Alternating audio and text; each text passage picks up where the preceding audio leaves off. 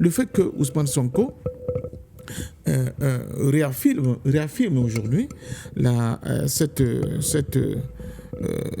cette exigence-là, je crois que ça ne peut être qu'une bonne chose. Et nous devons nous féliciter de savoir que même Ousmane Sonko, dont à un moment donné, certains panafricains avaient pensé qu'il avait renié ses promesses de campagne, reviennent sur ces questions-là. Mais maintenant, au peuple sénégalais, aux organisations africaines, d'appuyer, d'insister pour aider le président Sonko à jouer de son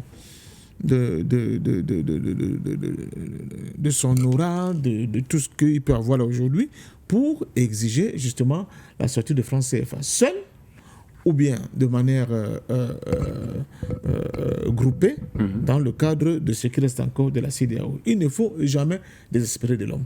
Il ne faut jamais non plus mettre des barrières en disant « il ne pourra pas le faire ». Il faut toujours, n'est-ce pas, avoir confiance qu'à un moment donné, l'homme, au vu d'arrêter le pouvoir, peut bien se dire ou bien va constater qu'il ne peut pas développer son pays avec des écueils aussi difficile à surmonter que cette question monétaire qui ne permet pas le développement des pays, surtout ceux qui sont dans la zone Afrique. Mais surtout, être en cohésion avec les pères fondateurs dont certains se réclament souvent.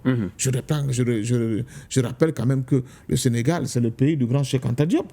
Et alors, qu'est-ce que disait Cheikh Anta Diop par rapport à cette question de la souveraineté monétaire à la suite de beaucoup de ses prédécesseurs, dont l'un dont on ne parle pas beaucoup fut effectivement Castor Ossenda Fana. Dans cette question figurait dans sa thèse de doctorat qui fut plus tard publiée sous forme d'un livre. Donc je pense que c'est une bonne chose et il faut se féliciter de savoir que Sonko revienne sur cette trame-là et que nous ne soyons pas là comme des gens qui vont continuer à dire « Ah, c'est la France, c'est la France, c'est la France ». Il faut les encourager à aller dans cette direction. Il faut les encourager à mobiliser, à utiliser, n'est-ce pas, leur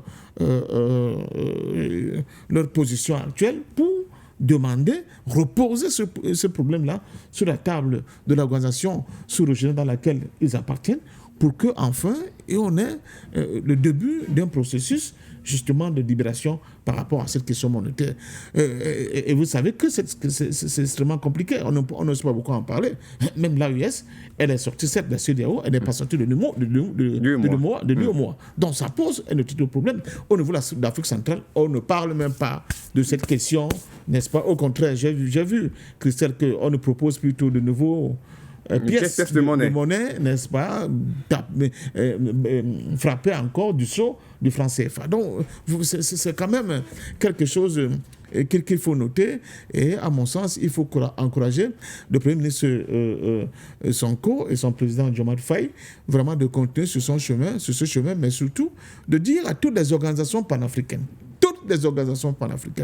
que l'un des meilleurs moyens, l'une des meilleures stratégies de soutien à l'initiative de l'AES, c'est de continuer à faire la pression, à mettre la pression pour que l'Afrique dite francophone sorte de ce franc CFA. Sans la sortie de franc CFA, je suis contraint de vous le dire que ça va être extrêmement compliqué pour nos États, même pour l'AES, de pouvoir enclencher un véritable processus de développement endogène libéré de toute forme de tutelle et de contrainte de la part de l'Occident impérialiste. Merci.